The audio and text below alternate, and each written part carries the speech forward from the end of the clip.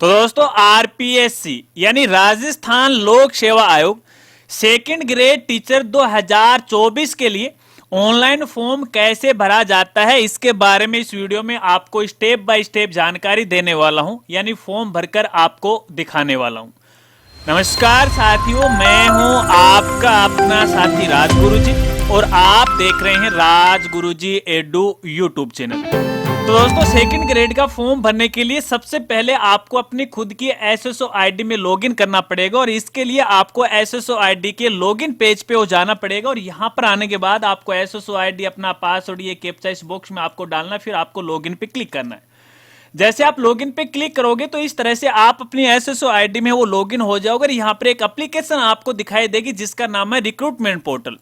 आपको इसी एप्लीकेशन पे क्लिक करना है। जैसे आप इस पे क्लिक करोगे तो आपकी जो एसएसओ आईडी है वो रिक्रूटमेंट पोर्टल पे रीडायरेक्ट हो जाएगी। अब यहां पर आने के बाद देखिए राइट साइड में आपको एक सेक्शन दिखाई देगा ऑनगोइंग रिक्रूटमेंट। इसी सेक्शन में थोड़ा सा आपको यहाँ पे नीचे आना है और यहाँ पे आपको देखने को मिल जाएगा senior secondary teacher secondary education exam 2024। अब फॉर्म भरने के लिए देखिए जस्ट इसी के आगे आपको अप्लाई नाउ का ऑप्शन मिल जाता है, इस पर आपको यहाँ पे क्लिक करना है।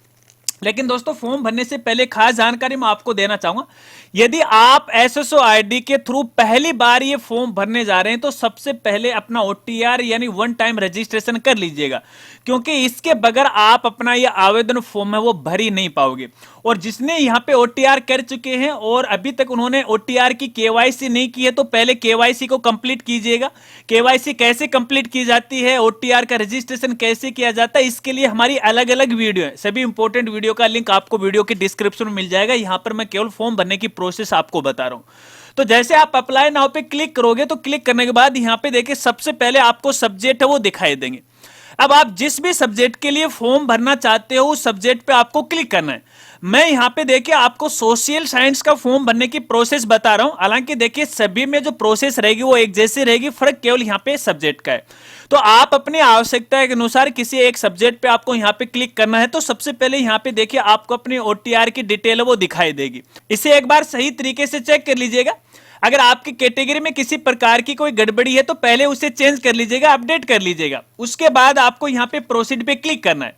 जैसे आप प्रोसीड पे क्लिक करोगे इस तरह से फॉर्म है वो ओपन हो जाएगा और यहाँ पे इसकी 3-4 स्टेप है। पहली स्टेप के अंदर बेसिक डिटेल है और बेसिक डिटेल के अंदर यहाँ पे कैंडिडेट का नाम, पिता का नाम, उसका जेंडर, डीओबी ऑटोमेटिक आपको देखने को वो मिल जाएगी, क्योंकि ये ओटीआर से ऑटोमेटिक यहाँ पे आई है।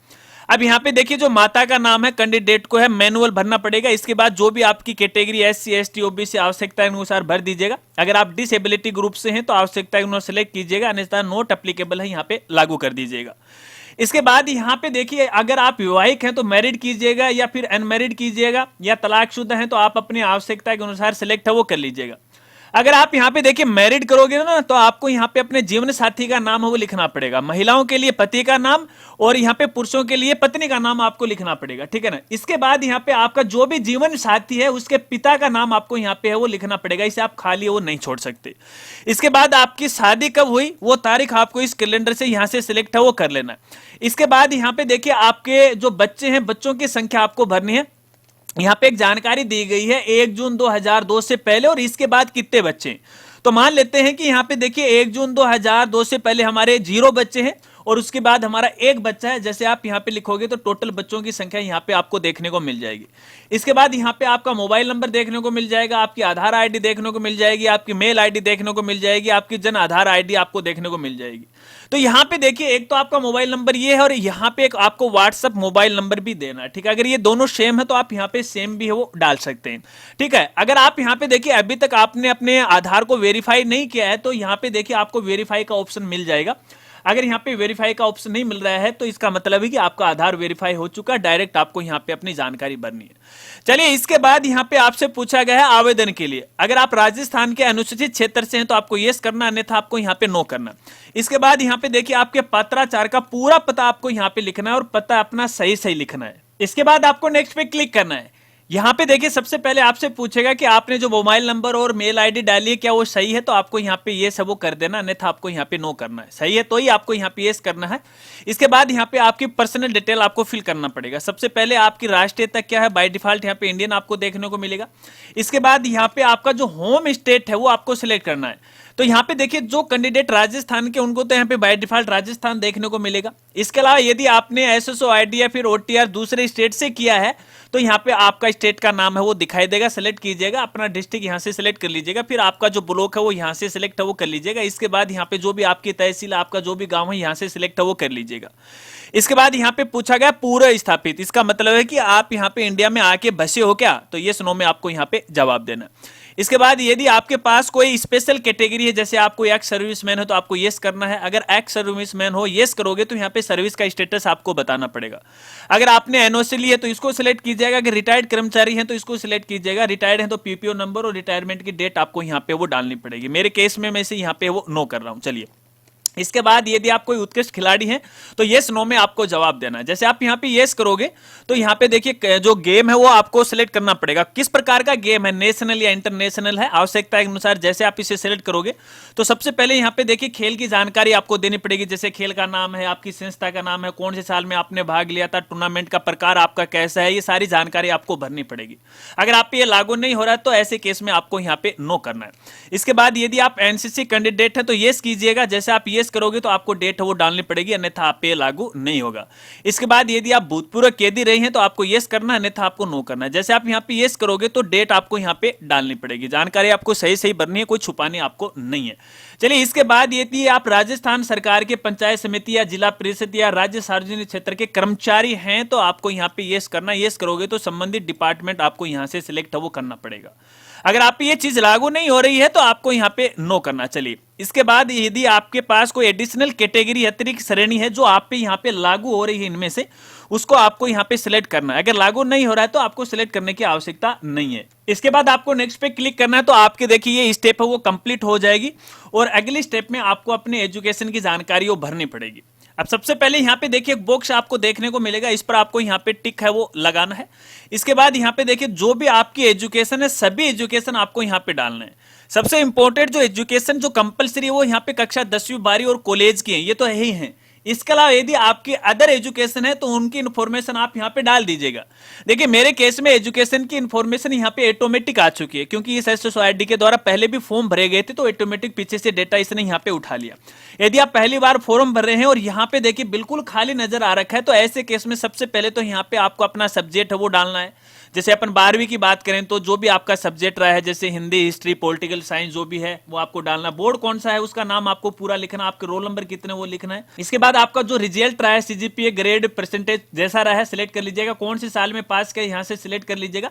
कितने परसेंटेज नंबर आए हैं वो डिटेल आपको यहाँ पे वो फिल करनी है। इसी तरह से यहाँ पे कॉलेज की डिटेल डालनी है और अन्य डिटेल आपको यहाँ पे वो डालनी है। चलिए, इसके बाद यहाँ पे देखिए एक जानकारी और पूछी गई है, शायद इससे आप भ्रमित हो सकते हैं। पोस्ट परफॉर्मेंस, यानी यहाँ पे पोस्ट की वैरियता जो कि आपके यहाँ पे देखिए लागू नहीं हो रही है। ये कॉलम पे यदि आप क्लिक करोगे तो भी क्लिक नहीं हो रहा है, क्योंकि आपको बताना चाहूंगा यहाँ पे देखिए आरपीएससी के द्वारा कई भर्तियों के फॉर्म भरवाए जाते हैं, तो फॉर्म की एक डिजाइन की जाती है और इसी डिजाइन के आधार पर सभी भर्तियों का ये फॉर्म चलता है। तो यहाँ पे देखिए किसी दूसरी भर्ती के लिए जानकारी पूछी गई तो वैसा का वैसा यहाँ पे है चिपका डाला। हालांकि मैंने कई बार आरपीसी वालों का कहा गया ऐसा का ऐसा मत ठोका करो, फॉर्म का करेक्शन कर दिया करो, लेकिन नहीं करते हैं। यहाँ पे आपको कंफ्यूज नहीं होना। इसके बाद यहाँ पे देखिए एक्सपीरियंस यदि आपके पास है, अनुभव है, तो आपको यहाँ पे फिल करना, अन्यथा इसकी आपको आवश्यकता नहीं है। अगर आपके पास कोई अनुभव है तो आपको यहाँ पे यस करना है। जैसे आप यस करोगे तो कॉलम ये एक्टिव हो जाएंगे। अब ये जो एक्सपीरियंस है किनको भरना और किनके लिए यहाँ पे फायदेमंद हो सकता है, ऐसे जो कैंडिडेट जो गवर्नमेंट डिपार्टमेंट में रहे उनके लिए, बाकी किसी के लिए नहीं है। अगर आप सोच रहे हैं कि मैं प्राइवेट स्कूल में काम कर रहा था, टीचर था, 5 साल 10 साल मुझे पढ़ाते हुए, तो ऐसा काम नहीं चलेगा, उसके भरने की आपको आवश्यकता, कोई फायदा आपको यहाँ पे वो नहीं मिलने वाला है। चलिए, ये डिटेल मैं नहीं फिल करता हूं। अगर आप फिल करते हो तो यहाँ पे ऐड का ऑप्शन मिलेगा। अगर कई एक्सपीरियंस है तो ऐड कर लीजिएगा, सेम रो है नीचे भी ऐड हो जाएंगे। इसके बाद आपको नेक्स्ट पे क्लिक करना है तो आपकी स्टेप कंप्लीट हो जाएगी। एक बार इनका डिस्क्लेमर आ जाएगा कि जो भी एजुकेशन की जानकारी आपने यहाँ पे भरी है वो सही है, तो आपको यहाँ पे 2 बार टिक लगाना है और सेंड ओटीपी पे आपको क्लिक करना है। तो ऐसे में आपके मोबाइल नंबर और मेल आईडी पे एक ओटीपी आएगी, ओटीपी आपको यहाँ पे डालना है। अपनी ओटीपी डालने के बाद वेरीफाई ओटीपी क्लिक करना है। वेरीफाई हो जाएगी तो आपकी स्टेप भी कंप्लीट हो जाएगी। नेक्स्ट स्टेप आ जाएगी, इसके अंदर आपको यहाँ पे अपनी फोटो है, सिग्नेचर है, थंब आपको यहाँ पे अपलोड करना पड़ेगा। अब आपको यहाँ पे एक खास बात ध्यान रखना है, यहाँ पे देखिए फोटो है कैंडिडेट की ऑटोमेटिक आ चुकी है, क्योंकि यहाँ पे देखिए ओटीआर की केवाईसी हुई थी, उसी केवाईसी से यहाँ पे फोटो आई है। अब फोटो को लेके कई साथियों कंफ्यूज हो सकते हैं कि यार मेरी जो फोटो वो काली आ गई, बैकग्राउंड ब्लैक नहीं आया या व्हाइट नहीं आया, धुंधली आ गई, मैं क्या करूं। तो भैया फिलहाल आप कुछ भी नहीं कर सकते हैं, इसको लेके आपको कतई कंफ्यूज नहीं होना है। अगर देख लीजिएगा ओटीआर की केवाईसी आप अपडेट कर पा रहे हैं तो पहले उसे अपडेट कीजिएगा, सही फोटो अपलोड कीजिएगा। जबकि यहां पे आपको बताना चाहूंगा ओटीआर की केवाईसी केवल आप एक बार अपडेट कर सकते हो, ठीक है ना। तो यहां पे फोटो आप दोबारा अपलोड नहीं कर सकते, यहां पे आपको अपना जो सिग्नेचर है वो अपलोड करना पड़ेगा। और इसके लिए आपको चॉइस फाइल पे क्लिक करना, ध्यान रखना यहां पे सिग्नेचर की साइज रहेगी 20 से लेकर 50 KB के बीच में, और इसी तरह से यहां पे थंब की यहां पे रहने वाली है। अब यहां पे थंब के बारे में पूछेगा भैया कौन सा करें, लेफ्ट और राइट, भैया जो भी आपके पास है ना वो कर दो, ठीक है ना। अगर आपके पास लेफ्ट है तो लेफ्ट कर दो, राइट है तो राइट कर दो हो, अगर दोनों ही है तो आपको यहां पे लेफ्ट थंब है वो अपलोड करना चाहिए। अपलोड के लिए चॉइस फाइल पे आपको यहां पे क्लिक करना है और जहां पे आपका सिग्नेचर है क्लिक कीजिएगा, सिग्नेचर आ जाएगा। साइज अगर फिट नहीं बैठी है तो यहां पे ये एरर है वो दिखा देगा। इसी तरह से आपका जो भी थंब है यहां पे अपलोड कर लीजिएगा और जहां पर आपका थंब है वो सिलेक्ट कर लीजिएगा। इसके बाद यहाँ पे देखिए आपके शरीर का कोई भी एक बॉडी मार्क है वो आपको यहाँ पे वो लिख देना है। तो चलिए मैं यहाँ पे ये सिलेक्ट है वो कर लेता हूँ। इसके बाद आपको नेक्स्ट पे क्लिक करना है। यदि फोटो की साइज सही रहती है तो आपका नेक्स्ट स्टेप है वो आ जाएगी। इसके बाद यहाँ पे देखिए फॉर्म का प्रीव्यू है आपको वो दिखाई देगा। एक बार आप अपना जो फॉर्म है अच्छी तरह से वो चेक कर लीजिएगा। अगर आपको ऐसा लग रहा है कि कोई गलती है तो लास्ट में यहाँ पे देखिए अपडेट का ऑप्शन आपको मिल जाएगा, क्लिक कीजिएगा तो देखिए पहली स्टेप ओपन हो जाएगी। अब जिस भी स्टेप में कोई गलती है उसे आप करेक्शन कीजिएगा या अपडेट कीजिएगा, वापस यहीं पे आ जाएगा। अगर आपको लगता है कि हमारा फॉर्म एकदम सही है तो यहाँ पे लास्ट में देखिए आपको इनका डिक्लेरेशन मिलेगा, एक बॉक्स मिलेगा, इस पर आपको यहाँ पे टिक लगाना है और सबमिट पे आपको क्लिक करना है। जैसे आप फाइनल सबमिट पे क्लिक करोगे तो आपका फॉर्म फाइनल सबमिट हो जाएगा। इसके बाद आप किसी प्रकार का कोई करेक्शन नहीं कर पाओगे। इसलिए मैं आपको कहना चाहूंगा कि फॉर्म को फाइनल सबमिट करने से पहले अच्छी तरह से चेक कर लीजिएगा। अगर बाद में आप यहाँ पे इसमें करेक्शन करोगे तो भैया आरपीएससी आपसे 500 रुपये वसूलेगी। तो 500 रुपये खामखा आप क्यों दे रहे हो, पहले इसे अच्छी तरह से चेक कर लो ना, तो उसके बाद आपको फाइनल यहाँ पे सबमिट करना है। हालांकि देखिए फिलहाल मैं इसे फाइनल सबमिट नहीं करने जा रहा हूं। जैसे आप इसे फाइनल सबमिट कर दोगे तो आपका फॉर्म है वो भर जाएगा। कैसे पता चलेगा, लेकिन एक जानकारी उन साथियों के लिए भी मैं यहाँ पे देना चाहूंगा। देखिए कई बार फॉर्म भरते भरते हैं उनका फॉर्म बीच में छूट जाता है, लाइट चली जाती है या कोई टेक्निकल एरर आ जाता है, तो फिर यहाँ पे सेम सब्जेक्ट का वो फॉर्म दोबारा कैसे भर सकते हैं। तो इसके लिए एक बार मुझे देखिए होम पेज पे वो जाना पड़ेगा। यदि एक बार फिर से अपन यहाँ पे देखिए सेकंड ग्रेड टीचर वाले लिंक पे क्लिक करते हैं, अप्लाई नाउ पे क्लिक करेंगे और यहाँ पे देखिए हमने सोशल साइंस के लिए फॉर्म भरा था। जैसे इस पे क्लिक करेंगे तो यहाँ पे देखिए आपको ये बोल देगा कि you have already applied for this post. कहने का मतलब है कि आपने इस सब्जेक्ट के लिए, इस पोस्ट के लिए पहले से ही फॉर्म है वो भर चुके हो, जबकि हमारा फॉर्म तो फाइनल सबमिट नहीं हुआ। तो यहाँ पे अपना फॉर्म जब आधा अधूरा भरा जाता है तो उसे फाइनल कैसे सबमिट करेंगे। तो इसके लिए देखिए जैसे आप यहाँ पे होम पेज पे आओगे, माय रिक्रूटमेंट का ऑप्शन मिल जाएगा, इस पर आपको यहाँ पे क्लिक करना है। तो जो जो फिलहाल आप फॉर्म भर रहे हैं या भर चुके हैं उनकी लिस्ट आपको देखने को मिलेगी। अब जो फॉर्म फिलहाल आपने फाइनल सबमिट नहीं किया, जैसे कि हमने फिलहाल ये फॉर्म भर रहे थे, तो देखिए जस्ट इसी के आगे आपको अप्लाई नाउ का ऑप्शन नजर आएगा, क्लिक कीजिएगा, आपका फॉर्म पहली स्टेप से ओपन हो जाएगा, फिर फॉर्म भर लीजिएगा, इसे कंप्लीट है वो कर दीजिएगा। जैसे ही आपका फॉर्म यहाँ पे देखिए फाइनल सबमिट हो जाएगा तो यहाँ पे देखिए जस्ट इसी के आगे आपको व्यू एप्लीकेशन का ऑप्शन दिखाई देगा। अब इसका मतलब है कि इस पोस्ट का फॉर्म है वो भरा जा चुका है, यहीं से आप अपना फॉर्म है डाउनलोड कर सकते हैं। जैसे मैं आपको इस पर क्लिक करके दिखाऊं, जैसे आप इस पर क्लिक करोगे तो देखिए इस तरह से आपका फॉर्म देखने को मिल जाएगा। तो यहाँ पे देखिए जब फॉर्म आपका फाइनल सबमिट हो जाता है तो आपकी जो फोटो होती है उस पर देखिए इस तरह से एक बार कोड भी देखने को मिलेगा। यहाँ पे डिपार्टमेंट का लोगो भी आपको देखने को मिलेगा। यहाँ पे देखिए आपके जो एप्लीकेशन नंबर वो भी आपको देखने को मिल जाएंगे। इसका मतलब ये है कि जब आपके पास ये एप्लीकेशन नंबर आ जाए तो आपका जो फॉर्म है वो फाइनल सबमिट हो चुका है। तो दोस्तों इस प्रकार से हम अपना ये फॉर्म है वो भर सकते हैं। आशा रखता हूं अब आप अच्छी तरह से वो समझ गए होंगे। अगर वीडियो जानकारी आपको अच्छी लगी तो वीडियो को लाइक कीजिएगा, अपने दोस्तों के साथ जरूर शेयर कीजिएगा।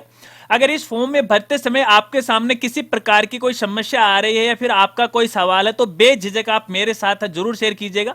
आपकी मदद करने में मुझे खुशी होगी। तो मिलते हैं फ्रेंड्स अगली एक नई वीडियो के साथ, तब तक के लिए जय हिंद जय भारत।